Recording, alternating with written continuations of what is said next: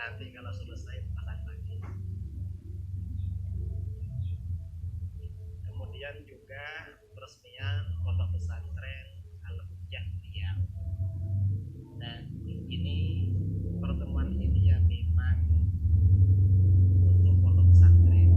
Saya bersama Ustaz Abdul Somad meresmikan pondok pesantren Al-Hujjah ini karena memang mengingat bahwa pendidikan Islam terutama yang berbasis pondok pesantren salaf.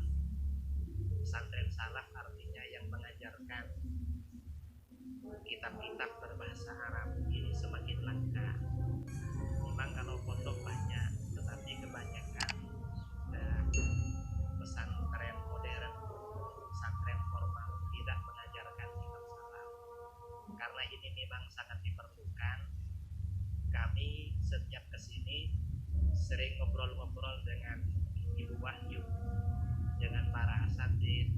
Akhirnya punya pikiran yang pertama mengadakan daurah Ahlus Sunnah wal Jamaah. Sejak tahap ke-1 kira-kira 3 bulan yang lalu, dan tahap kedua 2 hari yang akan datang. Itu tujuannya apa? Ya biar kita ini tukar menukar, sharing informasi atau metodologi bagaimana cara mempertahankan, memperjuangkan, membela Ahlus Sunnah wal Jamaah. Sebenarnya kalau pembelaan Ahlus Sunnah wal Jamaah di Riau ini sudah cukup kuat, bahkan bukan hanya di Riau ya, karena Ustaz Abdul Somad ini sampai di mancanegara. Beliau diundang kemana-mana, dan setiap beliau datang selalu ramai. Karenanya menurut saya beliau itu untuk masa sekarang satu-satunya dai kita ya, yang layak disebut dengan lisan ahli sunnah wal jamaah, juru bicara para kiai, para ulama ahli sunnah di Indonesia. Karena beliau kalau berbicara orang-orang itu percaya. Dan saya beberapa kali bertemu orang mantan salafi, mantan wahabi di Jakarta, kemudian di Jawa Timur. Saya tanya, kenapa keluar dari wahabi? Pak Kiai, dengar ceramahnya luas. Apa? Kalau ingin tahu Ahlus Sunnah wal Jamaah, dengarkan ceramahnya Kiai terus lalu cari ceramahnya Kiai. Setelah itu keluar sungguh katanya. Jadi beliau ini yang tukang ecer-ecer kemana-mana. Saya ini tukang tukang bikin bahannya, beliau yang promosikan. Sehingga gara-gara foto dengan beliau, pernah foto satu kali dulu di bandara. Setiap ke bandara walaupun gak beritahu, langsung dihampiri sama petugas bandara. Mungkin dibilang ini kawannya UAS gitu. Karenanya harapan saya ini ke depan ya, pondok pesantren ini, pondok pesantren Al-Hujjah dan para asatidz yang lain juga kita harapkan bangun pondok. Dan saya dengar dari UAS sendiri, beliau katanya juga bangun pondok. Kemudian Ustadz Zul, Ustadz Al-Nuf, dan para asatidz yang lain di berbagai daerah bangun pondok. Mengapa? Karena kelompok-kelompok di luar kita selain Ahlus Sunnah wal Jamaah di mana-mana bangun pondok. Kalau dulu yang namanya pondok itu identik dengan Ahlus Sunnah wal Jamaah. Karena pondok itu pasti kitab berbahasa Arab, pasti mengajarkan kitab-kitab karangan Imam Ghazali. Kitab wajib di pondok itu Bidayatul Hidayah sama Ihya Ulumuddin. Sekarang ini sampai orang yang gak mau sama Imam Ghazali bikin pondok juga. Padahal mereka bid'ah kan, pondok itu kan bid'ah karena bid'ah. Dan mereka ini sekarang orang-orang di luar Ahlus Sunnah. Kalau dulu mereka hanya pakai nama ustaz, sekarang ini mereka ada yang pakai nama kiai, pakai buya, pakai tengku. Padahal Wahabi itu itu kan laqab, termasuk julukan yang bid'ah. Mereka pakai juga sekarang. Dan bahkan yang lucu lagi, di Indonesia ini pondok-pondok yang namanya pondok Imam Syafi'i itu rata-rata Wahabi. Kita ini yang memang sejak sebelum lahir dari orang tua mazhabnya Syafi'i. Kemudian siang malam kita ini sholat subuh pakai kunut Syafi'i. Pondoknya jarang yang pakai nama Imam Syafi'i. Ya di sini pakai Al-Hujjah, ada yang pakai nama ini dan macam-macam. Ini orang yang nggak mau sama ajaran Imam Syafi'i menggunakan pondok Imam Syafi'i. Namanya pondok pesantren Imam Syafi'i. Mengapa ya? Ya mungkin menipu lah. Dan ini saya ceramah di sini karena ini ada UAS, pasti viral luar biasa. 3 bulan yang lalu saya cuma ngobrol-ngobrol santai 30 menit, hanya bergurau bicara Wahabi. Akhirnya Wahabi seluruh dunia marah-marah semua pada saya. Saya 2 bulan dibikin PR sama Wahabi karena mereka bikin video semua. Semuanya bikin video. Ya ada apa-apalah. Dan alhamdulillah dengan video-video itu yang kita bikin kemarin, sebagian dari Wahabi ada yang kembali ke dalam Ahlus Sunnah wal Jamaah. Dan mudah-mudahan kaum muslimin, terutama di daerah Pekanbaru dan sekitarnya, ke depan ini tidak perlu bingung-bingung untuk anak-anaknya nanti bisa dimondokkan di pondok pesantren Al-Hujjah Riau. Dan ini di bawah bimbingan kami dan para asatid yang ada di sini.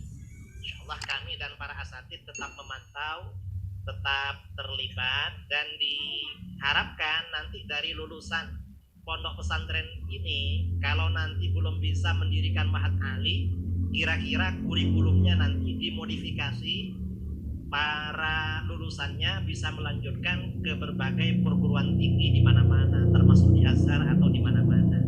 Karena kawan-kawan yang ada di sini rata-rata Az-Zahirah, alumni Azhar. Kalau saya alumni Zahra, ada bedanya. Jadi barangkali itu dari saya, karena ini hanya sambutan pembukaan pondok pesantren Al-Hujjah sebagai pengumuman, dan harapan dari ibu-ibu yang hadir maupun yang tidak hadir diharapkan partisipasinya. Karena perjuangan di akhir zaman, perjuangan yang paling besar, jihad yang paling besar di akhir zaman adalah menjaga akidah. Menjaga akidah dari kesesatan dan kekufuran. Mengapa? Fitnah akhir zaman itu yang paling dahsyat itu fitnah kufur. Dan yang bisa menjaga dari fitnah kekufuran hanya ilmu pengetahuan. Jadi yang dijaga dari fitnah, hadis riwayat Ibnu Majah, illa man ahyahullahu bil ilmi, kecuali orang-orang yang dihidupkan oleh Allah dengan ilmu pengetahuan agama. Nah, pondok pesantren ini insya Allah akan mengajarkan ilmu pengetahuan agama sesuai dengan Ahlus Sunnah wal Jamaah, langsung dari kitab-kitab yang berbahasa Arab. Sekian dari saya. Wal afu minkum. Assalamualaikum warahmatullahi wabarakatuh. Waalaikumsalam warahmatullahi wabarakatuh. Alhamdulillah wassalatu wassalamu ala Rasulillah Sayyidina wa Maulana Muhammad ibni Abdillah wa ala alihi wa sahbihi wa man da'a bida'watihi wa stanna bisunnatihi ila yaumi liqa'i rabbih. Yang sama-sama kita hormati guru kita semua Al-Mukarram Kiai Haji Muhammad Idrus Ramli, kemudian Ibu Wahyu beserta Bapak Dokter, Ibu-ibu, Bapak-bapak, hadirin hadirat. Tidak dapat saya sebut satu persatu, para asatidz, insya Allah semuanya dimuliakan Allah Subhanahu wa Ta'ala. Amin ya Rabbal Alamin.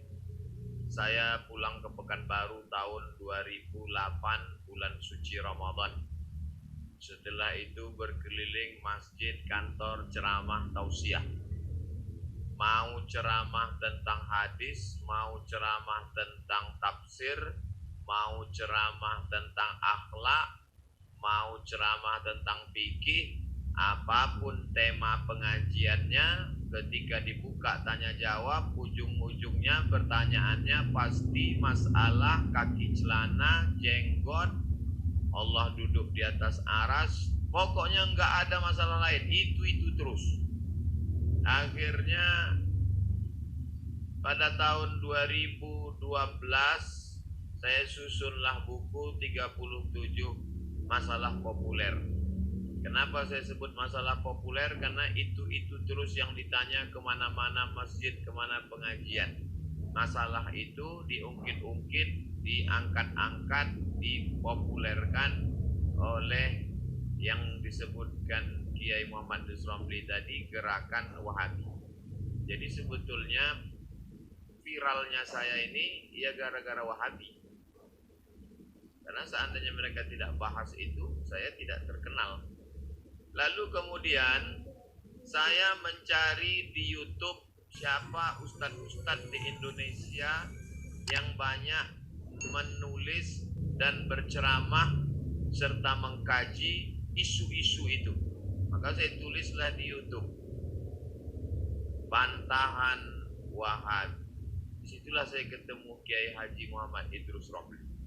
Saya download PDF-nya, saya print, saya baca bolak-balik, saya tonton videonya.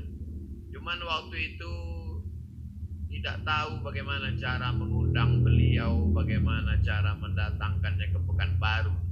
Makanya ketika Ibu Wahyu dan Pak Dokter mengundang saya ke rumah mereka, bisa bertemu dengan guru kita Kiai Haji Muhammad Idrus Ramli, saya menganggap itu adalah doa-doa saya yang dulu dikabulkan Allah Subhanahu wa taala. Dan hari ini bisa pula kita satu majelis dan beliau pula membuka pesantren salaf kitab kuning Al-Hujjah. Mudah-mudahan Ibu beserta Pak Dokter dibalas Allah Subhanahu wa taala dengan keberkahan umur dan rezeki. Karena banyak sekali lah orang Riau yang tertolong dengan program ini. Dari mulai program Al-Fatihah, Al-Baqarah, Ali Imran, An-Nisa, bahkan Al-An'amnya sudah sampai rimpo panjang. Itu Yasinnya di mana nanti? Itu program itu luar biasa. Dari mulai mengentaskan buta huruf Al-Quran, mempertahankan akidah Ahlussunnah wal Jamaah, maka tidak ada yang dapat membalas semua kebaikan ini kecuali Allah Subhanahu wa taala. Saya pada pertemuan yang pertama dulu mohon maaf kepada guru kita Kiai Haji Muhammad Idrus Ramli, saya WA beliau, mohon maaf Kiai, gara-gara dialog kita ini nampaknya salafi dari berbagai macam aliran malah bersatu ini. Jadi saya mohon maaf kalau wawancara kita itu menjadi masalah. Tak berapa lama dibalas oleh Kiai Muhammad Idrus Ramli. Kata beliau, kapan kita buat lagi? Padahal saya merasa bersalah waktu itu. Masya Allah, beliau luar biasa. Masih sempat membantah, membuat video-video counter. Justru dengan video-video beliau itu makin tampaklah kebodohan yang katanya dokter-dokter ternyata baca kitabnya belepotan, baca kitabnya bersalah-salahan. Saya yakin ini video ini pun nanti kalau di-upload nanti ada lagi bantahnya lagi. Tapi nggak apa-apa, nanti dibantah lagi sama kayak itu. Tapi yang dimuliakan Allah Subhanahu wa taala. Saya pada pertemuan pertama dulu Kiai Haji Ramli bersama para asatidz, saya tidak dapat ikut karena saya tidak tahu jadwal beliau fixnya tanggal berapa. Begitu juga dengan ini. Besok habis sholat subuh saya sehari di Indragiri Hulu. Kemudian hari Sabtu pagi sampai Ahad saya di Medan. Hari Senin Selasanya di Bukit Tinggi, Rabu Kamis di Jambi, dan seterusnya saya tak hafal lagi. Jadi jangan katakan kalau saya tidak ikut itu berarti saya tidak ada di Pekanbaru. Amat sangat ingin saya ikut. Tapi walaupun saya tidak ikut daurah bersama beliau, bahan-bahan beliau saya minta izin. Waktu bertemu dengan beliau saya minta. Saya juga minta jelaskan dari Ustadz Al-Nof, dari Ustadz Asatidz, adik-adik saya dari alumni Azhar. Saya banyak istifadah, banyak ambil manfaat dari ilmu Kiai Haji Muhammad Idrus Ramli. Betul apa yang beliau katakan. Barang-barangnya punya beliau, saya sales pemasarannya aja. Saya bagian endorse-nya. Bapak Ibu yang dimuliakan Allah SWT, sekali lagi saya ucapkan banyak terima kasih kepada komunitas Nusaibah Ummu Umarah. Mudah-mudahan perjuangan ini dalam rangka mencari ridho Allah Subhanahu wa taala. Saya ucapkan tahniah, selamat. Mohon maaf atas segala kesilapan. Barakallahu fikum.